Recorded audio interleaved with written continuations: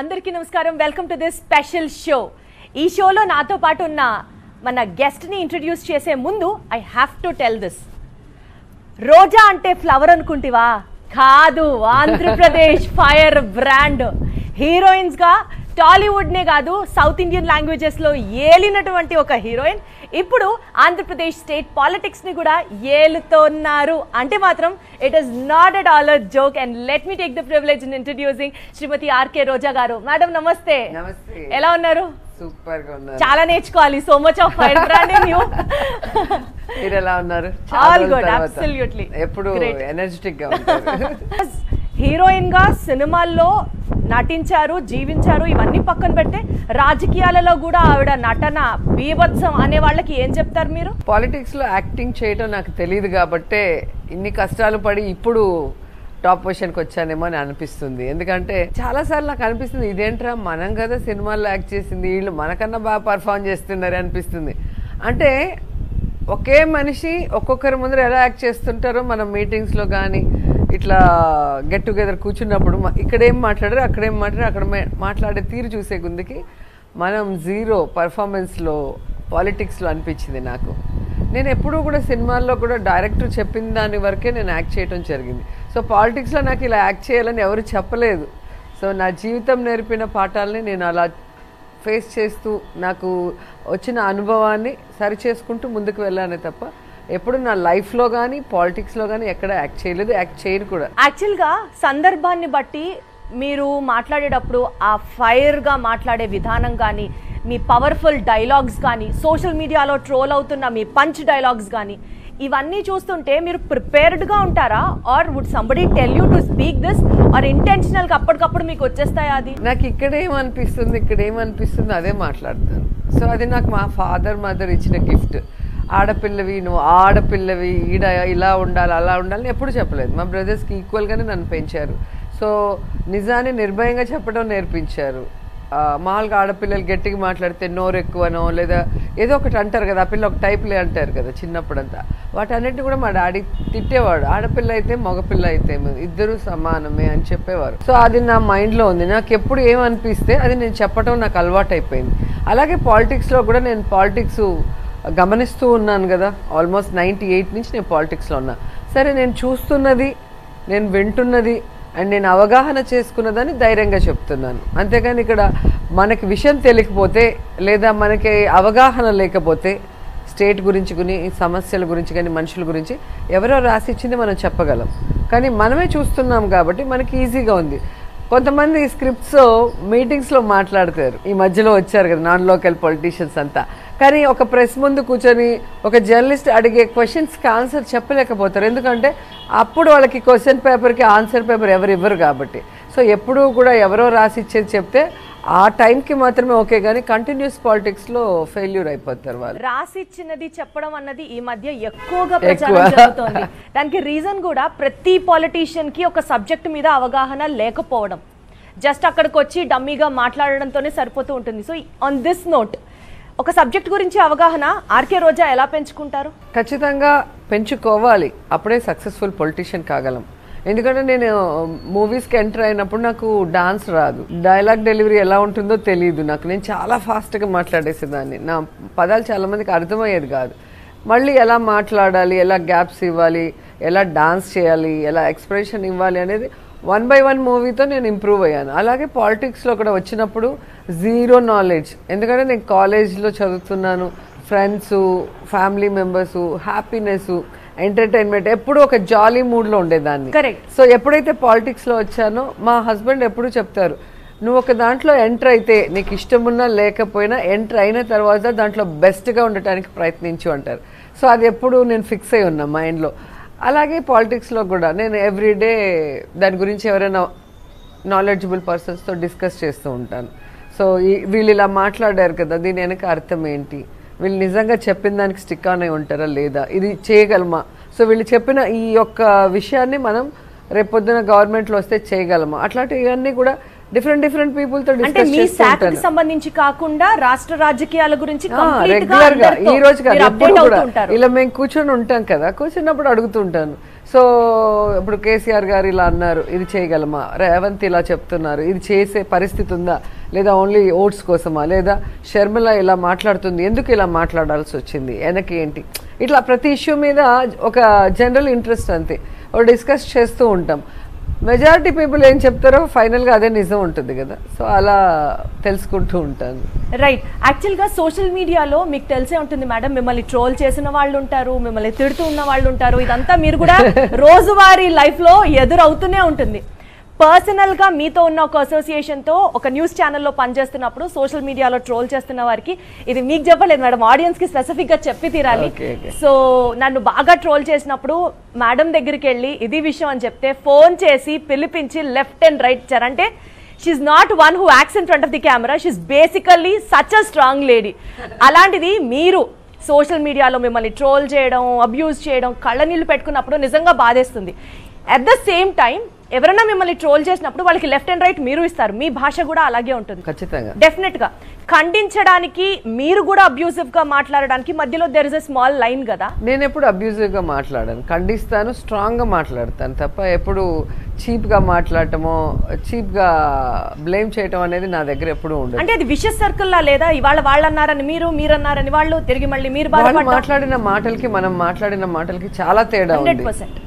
ఎందుకంటే వాళ్ళు కడుపు మంటతో మనని ఫేస్ చేయలేక, మనం అడిగే ప్రశ్నలకి ఆన్సర్ చెప్పలేక మన మీద దుమ్మెత్తిపోయటం, విషం చిమ్మటం, వీళ్ళు ఇలాగా అలాగని. మనం ఎప్పుడు కూడా పాయింట్ టు పాయింట్ మాట్లాడతాం. సో ఇది నువ్వు తప్పు అని నేను చెప్తున్నా, ప్రూవ్ నేను చేయగలను, నువ్వు ప్రూవ్ చేసుకోగలవా తప్పు కాదని. అలాగే ఇప్పుడు నా గురించి మీరు మాట్లాడుతున్నారు, మీరు తప్పు అంటున్నారు కదా నా విషయంలో, ఏ విషయాల్లో మీరు తప్పు అంటున్నారో తప్పు కాదని నేను ప్రూవ్ చేసుకున్నాను. నా లైఫ్ ఓపెన్ బుక్. సో ఎక్కడైనా కూడా నేను ఎప్పుడు కూడా ప్రజల కోసం వర్క్ చేస్తూనే ఉన్నాను, ఫ్యామిలీ కోసం వర్క్ చేస్తున్నాను, నన్ను అభిమానించే వాళ్ళ కోసం వర్క్ చేస్తున్నాను. ఎప్పుడు తప్పు చేయలేదు, తప్పు చేయను కూడా. సో వాళ్ళు మాట్లాడేదానికి నేనెంత క్లారిటీగా ఉన్నా వాళ్ళంత క్లారిటీగా ఉండాలి, అది ఎక్కడా లేదు. కేవలం జలసు, కడుపు మంట. ఇప్పుడు మీ విషయమైనా ఇంకో అమ్మాయి విషయమైనా ఏంటంటే వాళ్ళ చెప్పు చేతుల్లో ఉండాలి, వాళ్ళకి నచ్చినట్లు ఉంటే మంచోళ్ళు. ఎప్పుడైతే వీళ్ళు డామినేటివ్గా ఇండిపెండెంట్గా విమెన్ ఉంటుందో అప్పుడు వాళ్ళకి నచ్చదు, వెంటనే ఆమె క్యారెక్టర్ అట్లా, ఆమె ఇట్లా అంటారు. వీళ్ళు ఎవరు డిసిషన్ తీసుకోవడానికి? ఫస్ట్ మీ ఇంట్లో మీ పిల్లలు, మీ అక్క చెల్లెళ్ళు, మీ కూతుర్లు ఎలా ఉన్నారో అది చూసుకోండి. వాళ్ళ ఫ్యామిలీలు చూసుకుంటే చాలా అందరూ బాగుంటారు. నన్ను చూసుకోవడానికి మా ఆయన ఉన్నాడు, మా అన్నలు ఉన్నారు, నాకు కొడుకు ఉన్నాడు, వీళ్ళు ఎందుకు? సో బేసికల్ గా మీకు ఎవరు ఎక్కువ సపోర్ట్ చేస్తారు, మీ హస్బెండా మీ బ్రదర్సా? చిన్నప్పుడు మా డాడీ, కొంచెం పెద్దయ్యాక అన్నయ్యలు ఇద్దరు, పెళ్ళయ్యాక మా హస్బెండ్, ఇప్పుడు నా కొడుకు. లాస్ట్ ఇంటర్వ్యూలో పిల్లల ముందర ఇలాంటి వీడియోస్ వస్తున్నా, మెసేజ్ వస్తున్నా, కళ్ళెమ్మట నీళ్లు పెట్టుకున్నారు. పాపం వాళ్ళు హర్ట్ అయినప్పుడు నాకు చాలా కష్టం అనిపించింది, కానీ వాళ్ళు ఓవర్కమ్ అయ్యారు. అర్థమైంది వాళ్ళకి ఈ సొసైటీలో ఒక స్ట్రాంగ్ ఉమెన్ గా మమ్మీ ఎంత ఫైట్ చేస్తుంది, మమ్మీని ఎదుర్కోలేక వీళ్ళు ఎలా చేస్తున్నారు అనేది వాళ్ళకి అర్థమైంది. కాబట్టి వాడు అస్సలు ఇప్పుడు ఇంకా వాడి మాటలు కూతురు కూడా షీఈ్ మెచ్యూర్డ్ గర్ల్. నిజంగా నా అదృష్టం అనుకుంటా. యాక్చువల్గా నేను ఒక తల్లిలాగా వాళ్ళిద్దరిని కన్సోల్ చేయాల్సింది పోయి వాళ్ళు నాకు ఓదరిస్తారు ఎప్పుడైనా. నేను అంటే నా వాయిస్ బట్టే వాళ్ళు చెప్పేస్తారు నేను హర్ట్ అయ్యానా, డల్ అయ్యానా అనేది వాళ్ళకి తెలిసిపోతుంది. నిజంగా కొబ్బరికాయలానే ఉంటాను, బయటికి చాలా గట్టిగా, చాలా సెన్సిటివ్. సో ఇమీడియట్ గా వాళ్ళు నన్ను పట్టేసి ఇంకా నన్ను ఎట్లా ఒకట్లా ఆ మూడ్లోంచి బయటకు తీసుకొచ్చి మళ్ళీ నన్ను నవ్విచ్చేసి, వాళ్ళకి తెలుసు నేను 5-10 మినిట్సే బాధపడినా, కోప్పడ్డా. ఆ తర్వాత మనకి 90% పీపుల్ మన ఇష్టపడుతున్నారు, లవ్ చేస్తున్నారు, మనం బాగుండాలని ప్రే చేస్తున్నారు, వాళ్ళ కోసం పనిచేద్దాం, 10% గురించి ఎందుకు అని చెప్పి నేను కూడా పట్టించుకోవడం మానేశాను. ఎందుకంటే ఈరోజు మనము ఇంత విషవలయంలో, ఇంత జలసీతో ఉన్న మనుషుల మధ్య, క్రూర మృగాల మధ్య మనం సక్సెస్ఫుల్గా హ్యాపీ లైఫ్ లీడ్ చేయగలుగుతున్నాము అంటే బికాస్ ఆఫ్ బ్లెస్సింగ్సే. నేను భగవంతుడిని ప్రార్థించేది కూడా అదే.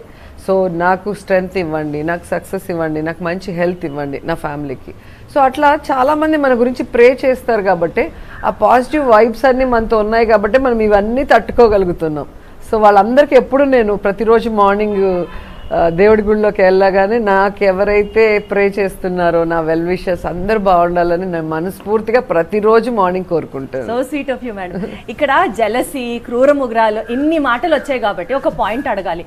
జనరల్ గా మీరు వైఎస్ఆర్సీపీ, మీరు మంత్రి, అది కూడా మీరు ఒక మహిళా రాజకీయవేత్త. అయితే అపోజిషన్ పార్టీల నుంచి డెఫినెట్ గా మీకు అపోనెంట్స్ ఉంటారు, శత్రువులు ఉంటారు. ఇప్పుడు వినిపిస్తున్న మాట గత 2-3 నెలలుగా, అఫ్ కోర్స్ ముందరి నుంచి ఉండుండొచ్చు గాక, బట్ స్టిల్ ఇప్పుడు కొంచెం ఎక్కువగా గట్టిగా వినిపిస్తున్న మాట, సొంత పార్టీలో కూడా పడని వాళ్ళు ఉన్నారు. ఈ మాటకి మీరు ఏం చెప్తారు? అది నాకే కాదు, ఎవరికైనా ఉంటారు. ఇప్పుడు కాంగ్రెస్ లో ఉన్నప్పుడు రాజశేఖర రెడ్డి గారు 2 సార్లు స్టేట్లో సెంటర్లో గవర్నమెంట్ తీసుకొచ్చారు. కానీ ఎప్పుడైతే రాజశేఖర రెడ్డి గారు చనిపోయారో ఆయన పేరుని ఎఫ్ఐఆర్లో పెట్టారు. ఆయన కుటుంబాన్ని రోడ్డు మీదకి తేవాలన్న ప్రయత్నం చేశారు. జగనన్న మీద ఫ్రాడ్ కేసెస్ పెట్టి జైల్లో పెట్టారు. సొంత పార్టీయే కదా. సో ఎప్పుడైనా ఒక స్ట్రాంగ్ లీడర్ని ఫేస్ చేయలేనప్పుడు వెయిట్ చేస్తారు టైం కోసం, ఎప్పుడు దొరుకుతారా అని చూస్తారు. అది సొంత పార్టీయా బయట పార్టీ అని ఉండదు. అదే జలసీ అని చెప్పాను. ఓన్లీ బికాస్ ఆఫ్ జలసీ తప్ప అక్కడ ఎవరితో గొడవ లేదు కదా. యాక్చువల్లీ చాలా మంది మహిళా రాజకీయ నాయకులు, మహిళా మంత్రులు, ఇన్ఫాక్ట్ చెప్పాలంటే ఎమ్మెల్యేలు ఉండగా వై ఆల్వేస్ రోజా టార్గెట్ అవుతారు సోషల్ మీడియాలో? బికాస్ నేను ఆర్టిస్ట్ని కాబట్టి నా గురించి ఏం రాసినా టీఆర్పీ బాగా వస్తుంది కాబట్టి ఛానల్స్ అలాగే ఉన్నాయి, మాట్లాడే వాళ్ళు అలాగే టార్గెట్ పెట్టుకున్నారు. ఓవర్ నైట్ ఫేమస్ అవ్వాలి అంటే రోజాని మాట్లాడితే అన్ని ఛానల్స్లో వస్తుందని మీరు చూస్తుంటారు కదా. ఇప్పుడు చిన్న స్క్రాప్ అంతా కూడా ఏ విధంగా ఫేమస్ అయ్యారు నన్ను తిట్టి. సో వాళ్ళకి అర్థమైపోయింది ఇది ఈజీ వే, షార్ట్ కట్ మనం ఫేమస్ అవటానికి పాలిటిక్స్లో అని. సో ఎప్పుడు కూడా అంటారు కదా, మనకి ఫేమ్, నేమ్, మనీ అన్నీ వస్తాయి అంటే ఎంత మంచి వస్తుందో అంత చెడ్డ కూడా మనం తీసుకోవాలి. మంచి మాత్రమే నాకు కావాలి, చెడ్డ వద్దంటే అయిపోయింది, స్ట్రాంగ్ అయిపోయింది. సో ఎవరికైనా అంతే, ఒకటి కావాలి అంటే ఒకటి వదులుకోవాలి. సో మనం ఇంత నేమ్, ఇంత ఫేమ్ వచ్చింది కాబట్టి ఖచ్చితంగా దాని కింద రాళ్ళ దెబ్బలు అనేది ఉంటాయి.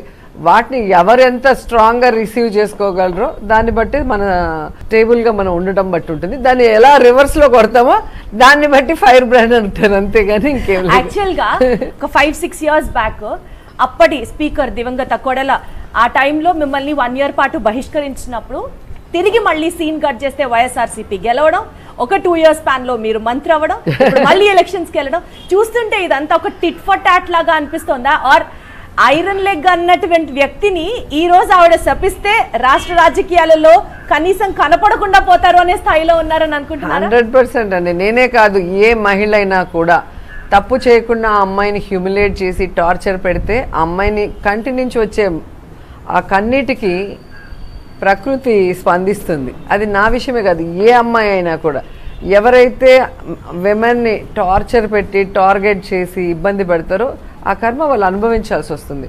అలా చంద్రబాబు నాయుడు ఎంతమంది జీవితాలతో ఆడుకుని ఉంటాడు, అలా పవన్ కళ్యాణ్ ఎంతమంది జీవితాలతో ఆడుకుని ఉంటారు. అలా ఎవరెవరు ఆడుకున్నారో వాళ్ళందరి జీవితాలు ఇప్పుడు పనిష్మెంట్ చూస్తున్నారు, వాళ్ళు కళ్ళారా చూస్తున్నారు. నేమ్ ఉన్నా ఫేమ్ ఉన్నా వాళ్ళు హ్యాపీగా ఉండలేకపోతున్నారు, ఫ్రస్ట్రేషన్తో ఉన్నారు. వాళ్ళు ఏం అనుకున్నది సాధించలేకపోతున్నారు. ఎందుకంటే వాళ్ళకి మంచి మనసు లేదు, ఎవరికి మంచి చేయాలన్న ఆలోచన లేదు.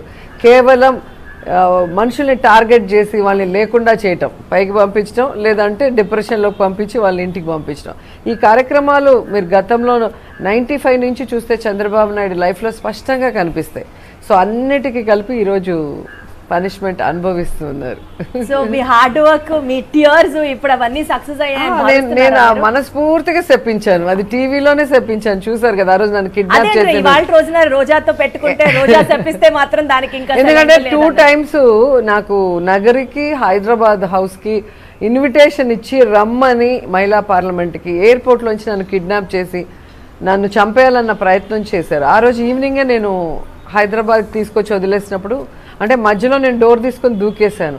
సో అందరికీ తెలిసిపోయింది ఈ అమ్మాయి ఉంది పోలీసులతోనే అని. లేకపోతే ఏం చెప్పింటారు, మేము హోటల్లో వదిలాం, మీటింగ్లో వదిలామని చెప్పి వాళ్ళు నన్ను ఏమైనా చేసున్నా ఎవరు ఏమి దాన్ని ఎవరికి తెలియదు. సో నేను ధైర్యం చేసి ఆ రోజు దూకేశాను కాబట్టి వాళ్ళు భయపడి నన్ను తీసుకొచ్చి హైదరాబాద్లో వదిలారు. ఆ రోజు నైట్ నేను ప్రెస్ మీట్ పెట్టాను. సో వైఎస్ఆర్ గారిని నేను మాట్లాడిన యాజ్ ఏ విమెన్ పొలిటీషియన్, ఒక పార్టీ కమిట్మెంట్ ఉన్న అమ్మాయిగా మాట్లాడిందే తప్ప పర్సనల్గా నన్ను మాట్లాడలేదనేసి నన్ను కలిసిన రోజు వైఎస్ఆర్ గారు నన్ను మాట్లాడి అప్రిషియేట్ చేశాడు. పార్టీ కమిట్మెంట్ ఉన్న లేడీగా నాకు నీ మీద చాలా గౌరవం, ఒక ఆడపిల్ల అయ్యి ఉండి నువ్వు ఎంత ధైర్యంగా మాట్లాడతావు, నాకు అది నచ్చిందని చెప్పారు. కానీ వేరస్ 10 years నేను చంద్రబాబు నాయుడు గురించి పనిచేసినప్పుడు ఒక సిస్టర్గా పనిచేసిన విషయం ఆయనకు కూడా తెలుసు. అంత రాఖీ కట్టి ఆయన బాగుండాలని ఆయన మీద ఈగ పడకుండా మనం అలా పని చేస్తే ఏ రోజు కూడా వాళ్ళ కొడుకు వాళ్ళ వైఫ్ ఎవ్వరూ ప్రచారానికి వచ్చింది లేదు. కంబైన్డ్ స్టేట్లో ప్రతి మారుమూల ప్రాంతం భద్రాచలం వరకు వెళ్ళున్నాను నేను. ఆ టైంలో నక్సలైట్ ప్రాబ్లం ఎంత ఉందో మీకు అందరికీ తెలుసు. ఆ టైంలో ఎవ్వరు రానంటే కూడా నేను పోయాను అన్ని కాన్స్టిట్యున్సీలకి. ఇది నేను చెప్పుకోవడం కాదు, మీరు పేపర్స్ టీవీ చూస్తే అప్పుడు ప్రచారం జరిగిన టైంలో ఎక్కడున్నాను, ఏ మీటింగ్లో ఉన్నా, ఎంతసేపు ఉన్నాను అనేది ఉంటుంది. అంత వర్క్ చేసిన నన్ను ఐరన్ లెగ్ అని ముద్రేసింది చంద్రబాబు నాయుడే. నేను ఎమ్మెల్యే కాకుండా నాకు అడ్డుపడింది 2 సార్లు, నన్ను నాశనం చేసింది ఆయనే పొలిటికల్గా. తర్వాత నేను రాజశేఖర రెడ్డి గారి దగ్గర చేరిన తర్వాత ఆయన మరణాన్ని నాకు అంటగట్టి ఐరన్ లెగ్ చేయాలనుకుంటే అది కూడా నేను ఓవర్కమ్ అయ్యాను బికాస్ ఆఫ్ విజయమ్మ జగనన్న ఆశీర్వాదంతో. ఎమ్మెల్యే అయిన తర్వాత అపోజిషన్లో నేను ఉండి కాల్మనీ సెక్స్ రాకెట్ మీద నేను ఫైట్ చేస్తుంటే నా నోరు నొక్కేయటానికి 1 year సస్పెండ్ చేశారు. అసలు రూలే లేదు 1 year సస్పెండ్ చేయడానికి. కోర్టు మళ్ళీ తీసుకోమన్నా కూడా తీసుకోకుండా కోర్టునే ధిక్కరించిన వ్యక్తి ఆయన. ఈరోజు మినిస్టర్ అయిన తర్వాత నా క్యారెక్టర్ మీద బండారు సత్యనారాయణతో మాట్లాడించారు. అంటే ఎంత విషం చిమ్ముతున్నారో మీరు చూడండి. ఇది నా ఒక్క విషయంలోనే కాదు, రాజశేఖర రెడ్డి గారి విషయంలో దోపిడీదారుడు అని తన పచ్చ ఛానల్తో ఎలా బురద జల్లి నిందలు వేశాడో మనం చూసాం. అలాగే అంతకుముందు వంగవీటి రంగా గారిని రౌడీ అని ఆయన మీద నిందలేసి దుమ్మెత్తిపోసి ఆయన చావుకు కారణమయ్యాడు. మళ్ళీ ఎన్టీఆర్ గారిని శ్రీలోలుడు అని ఆడవాళ్ళ ఇది ఉన్నట్టుగా ఆయన్ని ఒక దీంట్లో తీసుకెళ్ళి ఆయన పార్టీ లాక్కొని ఆయన పదవి లాక్కొని ఆయన కూడా మానసికంగా చంపేశాడు. అంటే ఈయన ఒకరిని లేకుండా చెయ్యాలి అంటే స్టెప్ బై స్టెప్ వాళ్ళని ఏ విధంగా రూయిన్ చేస్తాడనేది చరిత్ర చెప్తుంది. సో దానికి అంతం అయిపోయింది. ఆయన ఆడే చరిత్రకి ఎవరికైనా కొన్ని రోజులే టైం అంటారు కదా. తప్పు చేస్తే ఖచ్చితంగా ఈ జన్మలోనే శిక్ష అనుభవించాలి. సో ఎంతమందికి చేసిన ఆ తప్పులన్నీ కూడా ఈ రోజు ఆయన అనుభవించాల్సి వస్తుంది చంద్రబాబు నాయుడు. ఒకప్పుడు మీరు ఫేస్ చేసిన వాటన్నిటికీ ఈ రోజు మీరు ఉన్నటువంటి సక్సెస్ఫుల్ పొజిషన్ ఒక ఆన్సర్ అనుకుంటే అంతే.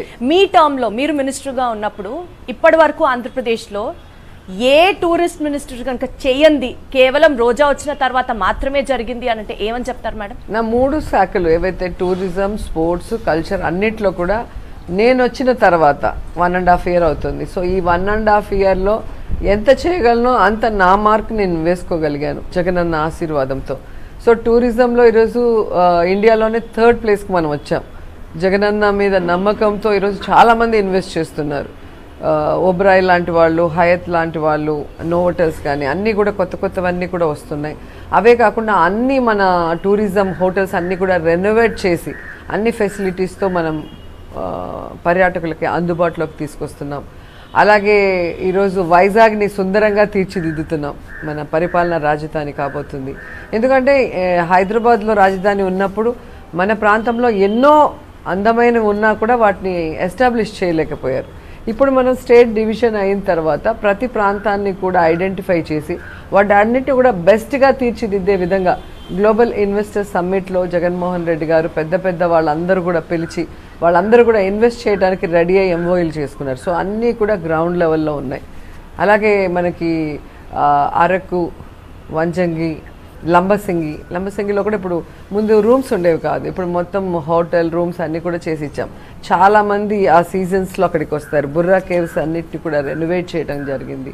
అట్లా ప్రతి ప్రాంతం మన బరం పార్క్ మీరు చూసుంటారు, ఇప్పుడు మన భవానీ ఐలాండ్స్. సో ఇక్కడ పుట్టి పెరిగిన వాళ్ళకి అక్కడ అలాంటిది ఉంది అని ఎవరికీ తెలీదు.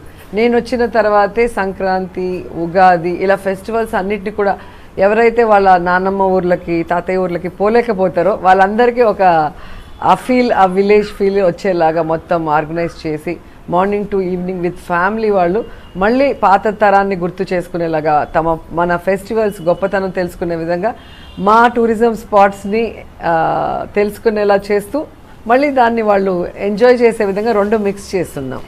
ఆడుదాం ఆంధ్రాతో స్పోర్ట్స్లో ఒక స్ట్రాంగ్ మార్క్ జగన్ సార్ వల్ల వేసుకోగలిగాం. అది కాకుండా సీఎం కప్స్ చేసాము. తర్వాత ఈ మన సమ్మర్ క్యాంప్స్ విపరీతంగా చేయిస్తున్నాం. అండ్ ఎవరైతే స్పోర్ట్స్లో రాణించాలనుకుంటున్నారో నేషనల్ లెవెల్లో ఇంటర్నేషనల్ వాళ్ళందరికీ కూడా ట్రైనింగ్స్ ఫ్రీ ఆఫ్ కాస్ట్ ఇప్పిస్తున్నాం. ఎవరికైనా ఫైనాన్షియల్ అసిస్టెన్స్ కావాలంటే చేసిస్తున్నాం. అలాగే గెలిచిన వాళ్ళకి నేషనల్ కానీ ఇంటర్నేషనల్ మన జియో ప్రకారం వాళ్ళకి రావాల్సిన ఇన్సెంటివ్స్ కానీ వాళ్ళకి రావాల్సిన జాబ్స్ అన్ని కూడా ఇస్తున్నాం. మేము వచ్చాక 4 Group 1 పోస్టులు కూడా ఇవ్వటం జరిగింది. మేడం ఇక్కడ పాయింట్ ఏంటంటే జగనన్న ప్రవేశపెట్టినటువంటి స్కీములు ఏవైతే ఉన్నాయో లైక్ ఫర్ ఎగ్జాంపుల్ నాడు నేడు కానీ లేకపోతే అమ్మ ఒడికి సంబంధించింది కానీ ఆసరా ఇవన్నీ జనాల్లోకి బాగా వెళ్ళిపోయినాయి. గతంలో చంద్రబాబు నాయుడు రోడ్స్ కి ఎంత ఇన్వెస్ట్ చేశారో దానికి డబుల్ గా ఈరోజు జగన్మోహన్ రెడ్డి గారు ఇన్వెస్ట్ చేసి వర్క్ చేస్తున్నారు. జగన్ గారు ఎప్పుడు అంటారు కదా, మనం మాట్లాడకూడదు, మన పని మాట్లాడాలి అంటారు. ఈ రోజు వాళ్ళు అంటారు ఎక్కడ అభివృద్ధి అంటారు. ఊర్లలోకి వెళ్ళి చూస్తే అభివృద్ధి కనిపిస్తుంది. పవన్ కళ్యాణ్ గానీ చంద్రబాబు నాయుడు గానీ లోకేష్ గానీ లేదా సోకాల్డ్ షర్మిల గారు హైదరాబాద్ లో కూర్చొని టైం పాస్ రాజకీయాలు చేస్తే వాళ్ళకి ఎక్కడి నుంచి అభివృద్ధి కనిపిస్తుంది? ఇక్కడ ఇల్లు తీసుకొని కాపురం పెట్టండి, మీ ఆయన పిల్లలతో ఇక్కడ కూర్చోండి, తిరగండి, తెలుస్తుంది ఎక్కడెక్కడ అభివృద్ధి 100% వచ్చింది. ఈ దేశంలో ఏ ముఖ్యమంత్రి చేయనటువంటి విధంగా ఈ మధ్యకాలంలో ఎవరు చేయలేరు, చేయబోరు కూడా. అలా చేశారు జగన్ గారు. దాదాపుగా 2.5 లక్షల గవర్నమెంట్ ఉద్యోగాలు ఇచ్చాం. 2.5 లక్షల పైగా మన ప్రైవేటు సెక్టార్లో కూడా ఇవ్వటం జరిగింది. తను ప్రామిస్ చేసిన విధంగా తను ఇస్తూనే వెళ్తున్నారు. క్యాలెండర్ ఇచ్చి మరి అన్ని డిపార్ట్మెంట్స్లో, ఒక సచివాలయం మాత్రమే కాదు, మెడికల్ డిపార్ట్మెంట్లో, పోలీస్ డిపార్ట్మెంట్లో ఇలా ఏది తీసుకున్నా కూడా ఇది ఇవ్వలేదని చెప్పండి. ఈరోజు వచ్చి మొన్న మాట్లాడుతుంది షర్మిల డిఎస్సిని దగా చేశారు అనేది. ఆమెకి తెలియంది ఏంటంటే చంద్రబాబు నాయుడు ఏదైతే డిఎస్సి అనౌన్స్ చేశారో 1998 కానీ 2008 కానీ 2018కి సంబంధించి 17,000 ఉద్యోగాలు జగనన్న ఇచ్చారు. అవి కాక ఇప్పుడు మళ్ళీ మన ప్రభుత్వంలో 6,100 మనం నోటిఫికేషన్ ఇచ్చాం. అప్పుడు ఎన్ని ఇచ్చినట్టు 23,000కు పైగా మనం ఇచ్చాం. సో అది తెలియదు ఆవిడకి. రాసిచ్చిన స్క్రిప్ట్ మాట్లాడితే ఇలాగే ఉంటుంది. అది కూడా ఎలక్షన్స్ దగ్గరకు వస్తున్నాయి కాబట్టి అదే అన్నాను, 4.5 సంవత్సరాల్లో ఆంధ్రప్రదేశ్లో ఏం చేస్తున్నారో తెలీదు. ఆంధ్రప్రదేశ్ ప్రజలకు ఏం కావాలో ఆవిడకి తెలీదు. కానీ సడన్ గా ఈరోజు దిగేసి పెళ్లికి రిసెప్షన్ కి మధ్య గ్యాప్ ని దగా డిఎస్సి అని చెప్పి అవి మాట్లాడుతుంటే అందరు నవ్వుకుంటున్నారు అసలు. సో కాన్ఫిడెంట్ గా డెవలప్మెంట్ పరంగా 100% అండి. ఎక్కడ కావాలన్నా నేను వస్తాను. ఒక టర్మ్ లో అంటే 5 years లో ఒక ప్రభుత్వం ఏం చేయగలుగుతుందో అది చాలా ప్రభుత్వాలు చేయలేదు. కానీ జగనన్న అంతకు మించి చేశారు. ప్రతి ఊర్లో ప్రతి గ్రామంలో సచివాలయాలు వచ్చాయి, సచివాలయాలు, ఆర్బీకేలు, వెల్నెస్ వచ్చాయి, రోడ్స్ వచ్చాయి, వచ్చాయి. వాటర్ లేదు అనేది లేదు. రాజశేఖర రెడ్డి గారి పీరియడ్ లో, జగన్ గారి పీరియడ్ లో వాటర్ లేదు, వాటర్ కోసం ప్రజలు కష్టపడుతున్నారన్న మాట వచ్చే ప్రసక్తే లేదు. వరుణ దేవుడు ఎప్పుడు కూడా వైఎస్ఆర్ కుటుంబానికి అండగా ఉంది. సో వాటర్ ఎప్పుడు సఫిషియెంట్ గా ఉంటుంది. రెయిన్స్ కానీ వాటర్ గ్రౌండ్ లెవెల్స్ కానీ దానివల్ల ఎక్కడ కూడా ఇంతవరకు ప్రాబ్లం అయితే రాలేదు. అయితే ఇప్పుడు మీరు చెప్తున్న దాని ప్రకారం వాటర్ కి లోటు లేదు, అంటే drinking water, agricultural water, and most importantly roads బాగున్నాయి అంటున్నారు, ఎంప్లాయ్మెంట్ ఇచ్చామంటారు. రోడ్స్, నేషనల్ హైవేస్ కూడా జగన్మోహన్ రెడ్డి గారు గడ్కరీతో మాట్లాడి హైయెస్ట్ రోడ్స్ మనకే వేయించాం. అలాగే ఊర్లలో వార్డ్స్ కానీ విలేజెస్లో కూడా interior cement roads, CC roads కానీ డ్రైన్స్ కానీ ఎక్కడికక్కడ వేయటమే కాకుండా మళ్ళీ గడప గడపకు మన ప్రభుత్వం ద్వారా మా ఎమ్మెల్యేలు, మంత్రులు, ఇన్ఛార్జీలు ఎక్కడ అడిగినా కూడా లేదనకుండా ఫండ్స్ రిలీజ్ చేస్తున్నారు. దానికి నిదర్శనం నా కాన్స్టిట్యున్సీ. మీరు రండి, ఎక్కడైనా నేను చూపించడానికి రెడీగా. అయితే ఇప్పుడు వచ్చే ఎలక్షన్స్ లో మీరు చూపించిన, మీరు చేసిన ఈ అభివృద్ధి డెఫినెట్లీ 175 out of 175 అందుకే కదా అంత కాన్ఫిడెంట్ గా చెప్తున్నాం. 175కి 175 ఎందుకు? సో అన్ని డెవలప్మెంట్ చేయటమే కాకుండా వెల్ఫేర్ కూడా పార్టీ చూడకుండా ఇస్తున్నాం. సో ఒక్క తెలుగుదేశం వాడైనా లేదా ఒక్క జనసేన వాడైనా లేదా ఒక్క బీజేపీ వాడైనా నేను ఈ పార్టీలో ఉన్నందువల్ల ఈ వెల్ఫేర్ రాలేదు, ఈ పార్టీలో నేను ఉండటం వల్ల నా వీధిలో ఈ డెవలప్మెంట్ కాలేదు అనేది జగనన్న పీరియడ్లో లేదు. చెప్పమనండి ఒక్కరినైనా. ఇంతవరకు ఒక్కరు చెప్పలేకపోయారు. కేవలం డెవలప్మెంట్ లేదు, రోడ్ లేదని ఏదో అబద్ధాలు చెప్పడం తప్ప ఏదైనా ఆథెంటిక్గా చెప్పాలి. పలానా చోట లేదు, పలానా చోట లేదంటే దానికి ఆన్సర్ చెప్పగలం. ఇప్పుడు ఒక 5 yearsలో మనకి ఆల్మోస్ట్ 2.5 years కోవిడ్లో పోయింది. ఆ 2.5 years మన స్టేట్కి ఇన్కమ్ లేకపోయినా ప్రజల కోసం మనం ఎంత ఖర్చు పెట్టాం? టెస్టింగ్స్ కానీ, కోవిడ్ సెంటర్స్ కానీ, వాళ్ళకి పౌష్టికమైన ఆహారం కానీ, మెడిసిన్స్ ఇచ్చి మళ్ళీ ఆరోగ్యశ్రీ కింద కోవిడ్ని తీసుకొచ్చి ప్రాణాలు పోకుండా మ్యాక్సిమం కష్టపడిన స్టేట్ ఒక్క స్టేట్ జగన్మోహన్ రెడ్డి గారు. అందుకే మీకు ప్రైమ్ మినిస్టర్ కూడా జగన్ గారిని అంత పొగడాల్సి వచ్చింది. ఎందుకంటే ఆయన తీసుకొచ్చిన సచివాలయ వ్యవస్థ ఏదైతే ఉందో దాని ద్వారా మనం ఇమీడియట్గా ఐడెంటిఫై చేయగలుగుతున్నాం ఏ చిన్న ఇష్యూ అయినా కూడా. సో దానివల్ల మనము అందరికీ ఆ టైంలో డబ్బులు ఇచ్చినా బియ్యం ఇచ్చినా వాళ్ళ ఇంట్లోనే ఉంటారు కదా, బయటకు వెళ్ళరు, ఎర్నింగ్ చేసే పరిస్థితి లేదు. సో వాళ్ళ కుటుంబాలు బ్రతికేయడానికి కూరగాయలకి బియ్యానికి తినడానికి ఇవ్వటమే కాకుండా మెడిసిన్ కిట్స్ ఇవ్వటమే కాకుండా ఎవరికైనా వచ్చినా ఇమీడియట్గా వాళ్ళని షిఫ్ట్ చేసి వాళ్ళని ఎలా కాపాడాం. ఆ తర్వాత ఫ్రీ ఆఫ్ కాస్ట్తో మనం ఎలా వ్యాక్సినేషన్స్ వేసి ఇచ్చామో దానికే బెస్ట్ ఎగ్జాంపుల్ మానవత్వం ఉన్న ముఖ్యమంత్రి, మనసున్న ముఖ్యమంత్రి అని. అందుకే నేను ప్రతిసారి దాన్ని మెన్షన్ చేస్తాను. ఎందుకంటే మన చుట్టుపక్కల ఉన్న స్టేట్స్ తెలంగాణలో చేయలేదు, తమిళనాడులో చేయలేదు, కర్ణాటక చేయలేదు. Why Jagan only? ఓట్ల కోసం అయితే జగనే చేయాల్సిన అవసరం లేదు కదా. అది మా మనసు, ప్రజల్ని అభిమానించే మనసు. జగన్ ఓన్లీ అని మీరు అంటున్నారు. This happens only in Jagan government. ఏంటంటే 2 years కోవిడ్ అని వంకలు చెప్పుకోవడాలు, జగన్ అన్న ప్రభుత్వంలో నిత్యావసర వస్తువుల రేట్లు పెరగడాలు, అండ్ ఇళ్ళిచ్చాం అంటున్నారు. ఖాళీ స్థలాలు చూపించి పట్టాలు కూడా మా పేరుతో ఇంకా రిజిస్టర్ చేయలేదు అన్నది కొంతమంది చెప్తున్న మాట, లేకపోతే అది కావాలని ప్రచారం చేస్తున్న మాట మీరే చెప్పాలి. అదే చెప్తున్నాను కదా, ఇది కేవలం జెలస్. దీనికి టాబ్లెట్స్ టానిక్స్ తప్ప ఇంకేవి పని చేయవు. పబ్లిక్ గా జగన్ అన్నే చెప్పడం జరిగింది కదా అసెంబ్లీలో, వాళ్ళందరికీ కూడా ఆ ప్యాకెట్స్, యూనో ప్యాకెట్స్ అండ్ కడుపు మంటకి వాడేస్తే ఇవి ఉంటాయి కదా, అవన్నీ ఇవ్వమని చెప్పడం జరిగింది. ఎందుకంటే కోవిడ్ అని కుంటి సాకు చెప్పాల్సిన అవసరం లేదు. అది కుంటి సాకులు చెప్పేది చంద్రబాబు నాయుడు. రాష్ట్రం విడిపోయింది, నష్టాల్లో ఉంది, కష్టాల్లో ఉంది అని చెప్పి ఈ రాష్ట్రానికి ఏమీ చేయలేదు.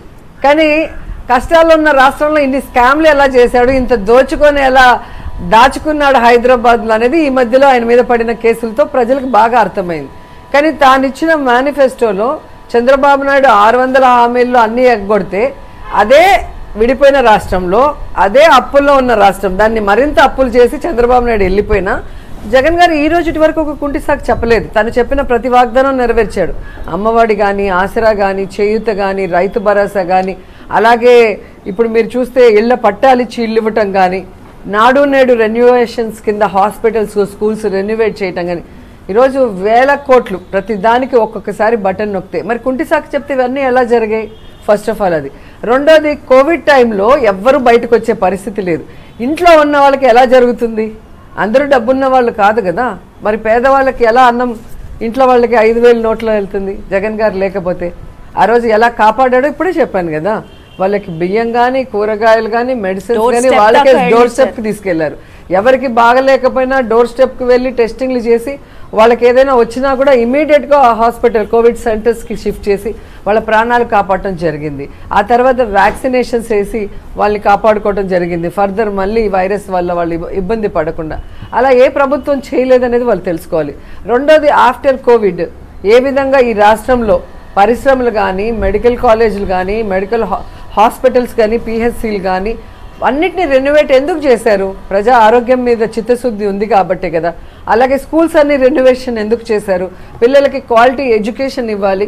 ఈరోజు ఈ పోటీ ప్రపంచంలో తట్టుకొని నిలబడాలి అంటే ప్రభుత్వ స్కూల్లో చదువుకున్న వాడికి ఇంగ్లీష్ రాక, వాడు ఇన్ఫీరియారిటీ కాంప్లెక్స్తో వాడు డిప్రెషన్లో వెనక్కి వెళ్తున్నాడు తప్ప ముందుకు వెళ్ళట్లా. ఈరోజు మీరు చూస్తే ఏ విధంగా అమెరికాకు వెళ్ళి మన గవర్నమెంట్ స్కూల్ పిల్లలు ఇక్కడ జరుగుతున్న అభివృద్ధి ఎడ్యుకేషన్లో ధైర్యంగా మాట్లాడే స్థాయికి వచ్చారు అంటే అది జగనన్న ఇచ్చిన సపోర్టే. కాబట్టి ఎవడో ఏదో మాట్లాడితే దానికి మనం ఆన్సర్ చెప్పనవసరం. ఏ ఊర్లో ఎవరున్నారో వాళ్ళకి తెలుసు ఆ ఊర్లో స్కూల్స్ బెటర్గా ఉన్నాయా, హాస్పిటల్స్ బెటర్ అయ్యాయా, వాళ్ళ లైఫ్లు బెటర్ అయ్యాయా, వాళ్ళ ఊర్లో డెవలప్మెంట్ అయిందా అని. ఎందుకంటే ఇది ఎవరు మార్చలేం. ఇప్పుడు మీకు మంచి జరుగుతుంటే మీరు వచ్చి అందరూ చెప్పలేరు. ఇప్పుడు 5 కోట్ల మందిలో ఎంతమందికి అయిందో అందరూ రోడ్డు మీద వచ్చి చెప్పలేరు కదా. ఎవడో నోరున్నోడు, టీడీపీడో, జనసేనోడు వచ్చి టీవీ ముందు మాట్లాడేది కాదు కదా. పలానా ఇంటికి వెళ్ళండి, మీరే వెళ్ళండి, మీ ఛానల్ తీసుకొని వెళ్ళి ఈ ఊర్లో ఇది జరగలేదు, ఈ ఊర్లో వీళ్ళకి ఇవ్వలేదు, ఎందుకు ఇవ్వలేదని ప్రశ్నించండి. కారణం లేకుండా అక్కడ వాళ్ళకి అందలేదా అనేది మీరు తెలుసుకోండి. అప్పుడు మీరు ఏం మాట్లాడినా నేను సమాధానం చెప్తా. అంతేగాని ఎక్కడో ఏసీ రూమ్లో కూర్చొని నోరు ఉంది కదా అని వాగేస్తే దానికి ఆన్సర్ ఉండదు. యాక్చువల్లీ తెలంగాణ ఈ అంశంలో మనకి ఆంధ్రప్రదేశ్ గవర్నమెంట్ కి ఎంత సపోర్ట్ చేస్తుందో తెలియదు కానీ, బట్ అందరూ ఒకే ప్లేస్ నుంచి వచ్చిన వాళ్ళు కాబట్టి ఏదో ఒక చిన్న హోప్, అందరూ హెల్ప్ చేస్తే ఆంధ్రప్రదేశ్ కి స్పెషల్ స్టేటస్ పాసిబుల్ అవుతుందేమో అన్నది. ఎందుకంటే మనకున్న 10 సంవత్సరాల ఉమ్మడి రాజధానినే తన సొంత ప్రయోజనం, తను చేసిన పనికి మాలిన పని ఓటు నేటు కేసు వల్ల వదిలేసుకొని వచ్చాడు.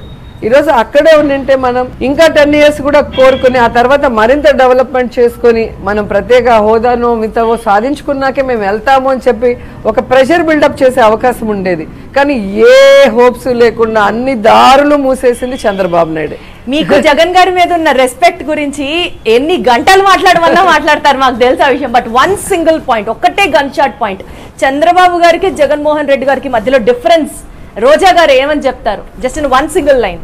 చంద్రబాబు నాయుడు వెన్నుపోటు రాజకీయాలు, డర్టీ పాలిటీషియన్. జగన్మోహన్ రెడ్డి గారు మనసుతో పాలిటిక్స్ చేస్తారు. మనసున్న మనిషి, మనసున్న నాయకుడు అని చెప్పగలను. ఎందుకంటే పాలిటిక్స్లో రేర్గా ఉంటారు అలాంటి వాళ్ళు. ఎన్టీఆర్ గారిలో కొంచెం ఉన్నింది, మళ్ళీ రాజశేఖర్ రెడ్డి గారు, తర్వాత జగన్ గారిలో చూశాను. ఈ ముగ్గురు పర్సనాలిటీస్. ఇప్పుడు జగన్ గారికి హ్యాపీ లైఫ్. అసలు వాళ్ళ నాన్న సీఎంగా ఉన్నప్పుడు వచ్చి ఇక్కడ ఇన్ని అవమానాలు పడి, ఇన్ని కష్టాలు పడి, ఇన్ని తప్పుడు కేసులు పెట్టించుకునే 19 నెలలు జైల్లో ఉండాల్సిన అవసరం లేదు. మిగతా పొలిటీషియన్ లాగా సరెండర్ అయిపోయి ఉంటే కాంగ్రెస్కి ఈరోజు ఈ కష్టాలు లేవు. ఒక మాట చెప్పితే ఆ మాట మీద నిలబడటానికి, ఆ మాట ఇచ్చిన జనం కోసం ఎన్ని కష్టాలు పడ్డారో ఈ ముగ్గురు మనం చూసాం. కాబట్టి అది రేర్ ఇది. అందుకే నాకు వీళ్ళంటే చాలా ఇష్టం ఎప్పుడు కూడా. తెలుగుదేశం పార్టీ అండ్ జనసేన కలిస్తే బాలకృష్ణ గారి డైలాగ్, ఇంకా ఆంధ్రప్రదేశ్ అంతా దబిడి దిబిడే, వైఎస్ఆర్సీపీకి ఇంకా అసలు ఫుల్ టెన్షన్, వెన్నులో వంకు పుడుతోంది, ఇలా మాట్లాడుతున్నారు కదా. చంద్రబాబు నాయుడు పవన్ కళ్యాణ్ కలిసినాక తెలుగుదేశానికి జనసేనకి దబిడి దిబిడే. ఎందుకంటే మొన్న లిస్ట్ చూస్తేనే అందరికీ అర్థమైంది 175కి 175 వైఎస్ఆర్ కొట్టబోతుంది అనేసి. ఎందుకంటే ఎప్పుడైతే చంద్రబాబు నాయుడు 175 నేను కంటెస్ట్ చేయలేనని చేతులు ఎత్తేసాడో, ఎప్పుడైతే పవన్ కళ్యాణ్ 175 నేను కంటెస్ట్ చేయలేనని చేతులు ఎత్తేసాడో, అక్కడే వాళ్ళు జీరో అని అర్థమైపోయింది. జగన్ అన్న బలమైన నాయకుడు అనేది అర్థమైపోయింది. ఇప్పుడు ఎంతమందిని కలుపుకుందామా అని ప్రయత్నం చేస్తున్నారు. ఆఖరికి ఇటు షర్మిల పైకు పరిగెత్తారు కాంగ్రెస్ కోసం, మళ్ళీ ఇటు అమిత్ షా దగ్గరికి వెళ్తారు మోడీతో కలవటం. అంటే ఏ సంఖ్యనెక్కుదామా అని ఇటు పరుగులు అటు పరుగులు పడుతున్నారంటే వాళ్ళు ఎంత వీక్గా ఉన్నారో రాష్ట్ర ప్రజలకి, ఆలోచించే ప్రతి ఒక్కరికి కూడా అర్థమయ్యే విషయం. So one and only strong leader, ప్రజానాయకుడు, జననాయకుడు జగన్మోహన్ రెడ్డి గారు. అంతే చేస్తాడంటే చేస్తాడు అంతే. సో ఈ రోజు చెప్పిన ప్రతిదీ చేశాడు కాబట్టి ప్రజలు కూడా మళ్ళీ మళ్ళీ జగన్ అన్నే రావాలనుకుంటున్నారు. అండ్ నగరి నియోజకవర్గంలో హ్యాట్రిక్ విక్టరీ పై మీ ఒపీనియన్ ఏంటి? 100% హ్యాట్రిక్ కొట్టబోతున్నాను జగనన్న ఆశీస్సులతో. ఎందుకంటే జగనన్న జెండా అజెండా ఆయన ఫోటో చాలండి, అలా గెలిచిపోతాం. ఎందుకంటే ఈరోజు స్ట్రైట్ అవే ఈ సచివాలయ వాలంటరీ వ్యవస్థ ద్వారా ప్రతి ఒక్కడికి పార్టీ, కులం, మతం చూడకుండా అన్ని అందుబాటులోకి వస్తున్నాయి. గతంలో మీరు చూసుంటారు జన్మభూమి కమిటీలో చెప్పి లీడర్లు ఇంటికి రావాలి, వాడి కాళ్ళు మొక్కాలి, వాడికి లంచాలు ఇవ్వాలి, వాడికి నచ్చితే టిక్కు పెడతాడు, ఏదైనా పెన్షన్ అయినా ఏదైనా కూడా. ఇంక ఇళ్ల పట్టాలంటే వాళ్ళు ఇచ్చింది లేదు, సచ్చింది లేదు. ఆ ఇచ్చే 10 పెన్షన్లో కూడా వాడు చెప్పిన వాడికే వచ్చేది. ఈరోజు అలా లేదు. ఎలిజిబిలిటీ ఉన్న ప్రతి పేదవాడికి గౌరవంగా వాడి ఇంటి వద్దకే, వాడి అకౌంట్లోకే వస్తుంది. ఇక్కడ ఎవరి కాళ్ళు పట్టుకోని అవసరం లేదు, ఎవరిని రిక్వెస్ట్ చేయాల్సిన అవసరం లేదు, ఏ ఆఫీసుల చుట్టూ తిరగాల్సిన అవసరం లేదు. అలాంటప్పుడు డైరెక్ట్గా ప్రతి ఓటు జగనన్నకే పడుతుంది. సో సీట్ వచ్చినోడు అదృష్టవంతుడు జగనన్న పార్టీలో. ఓకే, సో అయితే మీరంతా సూపర్ కాన్ఫిడెంట్ గా ఉన్నారు. సీట్ రావడం పక్కన పెడితే గెలిచేస్తాము అన్న కాన్ఫిడెన్స్ 100%. ఇప్పుడు నేను ప్రజలు కోరుకున్నది మొత్తం చేయగలిగాను, చెప్పింది చేశాను, నెక్స్ట్ మళ్ళీ చేస్తానన్న నమ్మకాన్ని కూడా బిల్డప్ చేసుకున్నప్పుడు ఇక నేను ఎందుకు భయపడాలి? స్టేట్ అంతా ఫస్ట్ టైం ఇలా మినిస్టర్స్ లిస్ట్ చెప్పినప్పుడు ఆర్కే రోజా పేరు హోమ్ మినిస్టర్ అని బాగా వినపడింది. కట్ చేస్తే ఆ టర్మ్ అసలు మీ పేరే రాలేదు. 2 years తర్వాత మళ్ళీ డిఫరెంట్ డిపార్ట్మెంట్స్ కి మీకు మంత్రిగా చెప్పారు. నెక్స్ట్ టర్మ్ లో మీరు మళ్ళీ గెలిచిన తర్వాత డెఫినెట్లీ జగనన్న ప్రభుత్వమే ఉంటుంది అని ఎక్స్పెక్ట్ చేస్తూ ఈసారైనా మీరు హోమ్ మినిస్టర్ అవుతారా లేదా? ఇంకొక మాట కూడా వినిపిస్తోంది, రోజా గారి ఆఫీస్ లో సూట్ కేసులు వెళ్తున్నాయి కాబట్టి తిరిగి మళ్ళీ ఆవిడకి మంత్రి ఇవ్వరు, ఆవిడ ఇంకా జబర్దస్త్కి వచ్చేస్తారు అని కూడా అంటున్నారు. ఈ రెండిట్లో ఏం జరిగే స్కోప్ ఉందంటారు? ఫస్ట్ ఆఫ్ ఆల్ పాలిటిక్స్ లో క్యాబినెట్ అంటే కులాలన్నీ కూడా సమీకరించాలి. చంద్రబాబు నాయుడు, పవన్ కళ్యాణ్ వాళ్ళు ఇచ్చే సీట్లలో కూడా వాళ్ళ సామాజిక ఓసీలకే కానీ సామాజిక న్యాయం చేస్తామన్నారు, ఏ రోజు చేయలే. కానీ జగన్మోహన్ రెడ్డి గారు ఎమ్మెల్యే సీట్లు కానీ, కార్పొరేషన్ కానీ, లోకల్ బాడీస్ కానీ ఎలా అయితే ఒక న్యాయం చేశాడో క్యాబినెట్లో కూడా అంతే కేర్ఫుల్గా సామాజిక న్యాయం, దానికన్నా ఇంకా పెద్దపీట ఎస్సీ ఎస్టీ బీసీ మైనారిటీకి ఇచ్చారనేది మనం చెప్పగలం, చూస్తున్నాం కూడా. సో ఆ క్రమంలో ఒక జిల్లా నుంచి సీనియర్స్కి ఇచ్చేటప్పుడు నాకు మిస్ అయి ఉండొచ్చు, కానీ నేను అది ఎప్పుడు కూడా తప్పుగా తీసుకోలేదు. ఎందుకంటే నేను ఎమ్మెల్యే అవ్వాలి, ప్రజల మధ్యలో ఉండాలి, ప్రజలకి నేను హెల్ప్ చేసే స్థాయికి ఎదగాలనుకున్నా అది జగనన్న వల్ల 2 times అయింది నాకు. సో ఆ కృతజ్ఞత ఎప్పుడు నాకు ఉంటుంది. చంద్రబాబు నాయుడుకి అంతా నేను వర్క్ చేసినా నేను అంటే మీరు అంటున్నారు, నిజంగా చేయలేదు. చేయకపోయినా అన్న పిలిచి డిస్ట్రిక్ట్ నుంచి ఇలా ఒక్కొక్క డిస్ట్రిక్ట్ నుంచి ఒక్కొక్క చెప్పి మళ్ళీ నాకు AP IAS chairperson with cabinet హోదానే ఇచ్చారు. సో నేను నాకు కొత్త అయినా కూడా ఎప్పుడు కూడా చాలా ఫీల్ అయిపోయారు ఆ టైంలో, మాట్లాడలేదు, మీటింగ్లకి వెళ్ళలేదు, పర్సనల్ గా మీకు పిలిచారు, నన్ను చూస్తూ ఉంటారు కదా ఎప్పుడు టీవీలో పేపర్లో నేనే కనిపిస్తుంటాను. అట్లాంటిది ఏమి ఉండదు, ఎప్పుడు కూడా బాధపడేది ఉండదు. ఎప్పుడు కూడా ఏది జరిగినా నా మంచికే అనేది నా కాన్సెప్ట్. ఏది జరిగినా ఖచ్చితంగా దానివల్ల మనకి ఏదో ఒక మంచే జరుగుతుంది తప్ప చెడ్డ ఉండదు ఏదైనా జరిగిన విషయాన్ని. అట్లా నేను ఎప్పుడు నమ్ముతాను. సో అలా చెప్పినప్పుడు కూడా నేను నాకు ఇచ్చిన దాంట్లో బెస్ట్గా ఉండాలని అప్పుడు వర్క్ చేశా. సెకండ్ లిస్ట్లో మళ్ళీ నాకు ఇచ్చారు. అంటే నాకు ఇవ్వరు అనేది ఇదే టీవీలు ప్రచారం చేస్తాయి, హోమ్ మినిస్టర్ అని ఇదే టీవీలు ప్రచారం చేస్తాయి. సో అన్ని వాళ్ళే చెప్తారు. ఇప్పుడు మొన్న సీట్ లేదని వాళ్ళే చెప్తారు, మళ్ళీ ఎంపీ అని వాళ్ళే చెప్తారు, మళ్ళీ ఊర్లో ఏదో నిజమేంటో చెప్తే తెలుస్తుంది. నేను చెప్తున్నాను కదా, జగన్ గారు నన్ను ఎమ్మెల్యే చేస్తే చాలు అనుకున్నాను. నేను ఫస్ట్ టైం జగన్ గారిని కలిసినప్పుడు నాకు ఎమ్మెల్యే అసెంబ్లీలో అడుగు పెట్టాలి, నేనేంటో ప్రూవ్ చేసుకోవాలి. ముఖ్యంగా చంద్రబాబు నాయుడుకి నేను ఎమ్మెల్యే అయితే అసెంబ్లీకి వస్తే ఎంత పవర్ఫుల్గా ఉంటానో తెలియజేయాలన్నా నన్ను అసెంబ్లీలో అడుగు పెట్టనీయకుండా చేశాడు. నేను సర్వీస్ చేయాలనుకుని వస్తే నా పొలిటికల్ లైఫ్ రూయిన్ చేశారని నేను ఫస్ట్ టైం నేను అడిగింది అన్నని. మీకు కోపం ఇంకా ఉందా? దానికి ఆయన అన్నారు, అమ్మా నేను చూసుకుంటా, 30 years నాతో కలిసి ప్రయాణం చేస్తావు అన్నారు. ఇప్పటికీ ఆ వాయిస్ నాకు వినిపిస్తూనే ఉంటుంది. అలాగే నాకు ఆల్మోస్ట్ 2012-13 మధ్య నుంచి అన్నతో కంటిన్యూస్గా ఉన్న, పార్టీ పెట్టక ముందు నుంచి. సో ఖచ్చితంగా 30 years నేను అన్నతో నడుస్తాను. ఈ 2 times నాకు ఎమ్మెల్యే అయినప్పుడు ఎంత హ్యాపీని ఇచ్చిందో, మొన్న మంత్రిని వచ్చాక ఒక పవర్ వచ్చింది.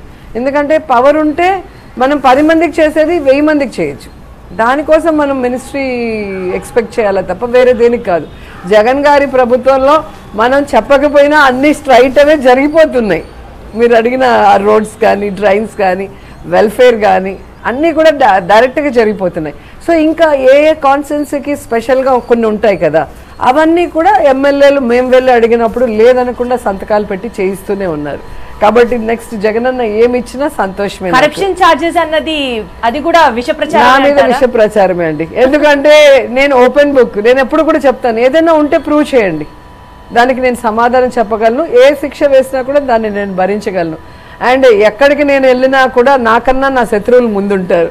సో ఏదైనా తప్పు జరిగితే బ్రేకింగ్ న్యూస్ లో వస్తుంది, కాబట్టి ఆ భయం లేదు. టీడీపీ కేవలం 24 seats మాత్రమే ఇవ్వడం జనసేనకి, అక్కడ వాళ్ళు ప్యాకేజ్ మాట్లాడుకున్నారన్నది అర్థమవుతుందా? పవన్ కళ్యాణ్ ని ప్యాకేజ్ స్టార్ అంటే ఎంత గింజుకున్నాడో మీ అందరూ చూసారు కదా జగన్ గారు మేము అన్నప్పుడు. మరి ఈ రోజు అదేగా జరిగింది. మమ్మల్ని ఎవడు ఆపేది అన్నాడు ప్రతి మీటింగ్ లో, మనల్ని ఎవడు ఆపేది అన్నాడు. మరి ఎవరు ఆపారు 24 సీట్లకి? చెప్పు పవన్ కళ్యాణ్. చంద్రబాబు నాయుడు ఆపాడా? ప్యాకేజీ ఆపిందా? ఏం ఆపిందో చెప్పాలి కదా. అసలు ఇంతకన్నా సిగ్గుచేటు ఇంకోటి ఉందా? 175 సీట్లుంటే 24 సీట్లు, ముష్టి 24 సీట్లకి ఓకే అని వచ్చాడు అంటే చిరంజీవి గారికి తలవంపులు. ఆయన 294 సీట్లలో కంటెస్ట్ చేశాడు కంబైన్డ్ స్టేట్లో. ఆ 9 మధ్యలో లేపేసి 24 సీట్లకి వచ్చాడు.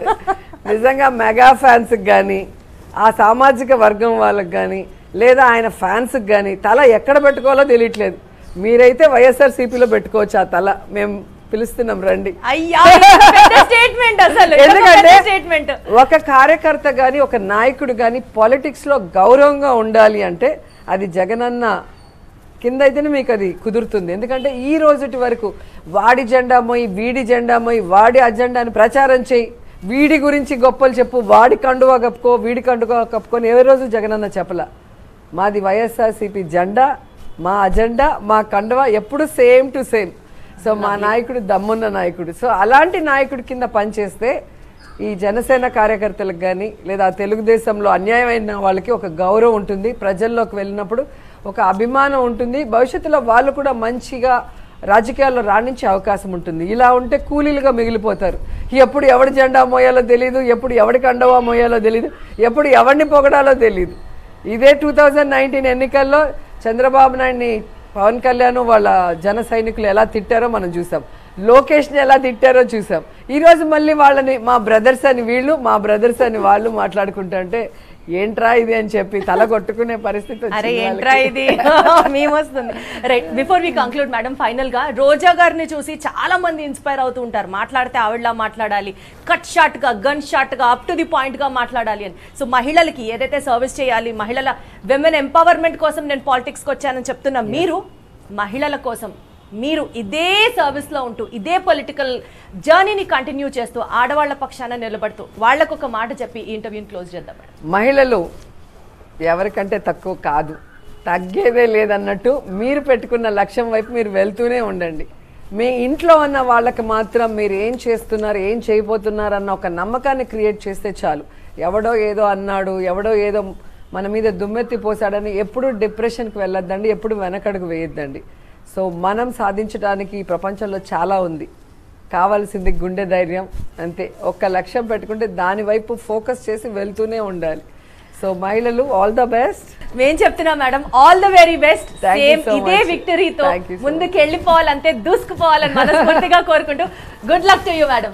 So good talking to you. Thank you so much అండి. ఇది వాళ్ళ స్పెషల్ ప్రోగ్రామ్. చూస్తూనే ఉండండి లేటెస్ట్ అప్డేట్స్ కోసం సాక్షి టీవీ.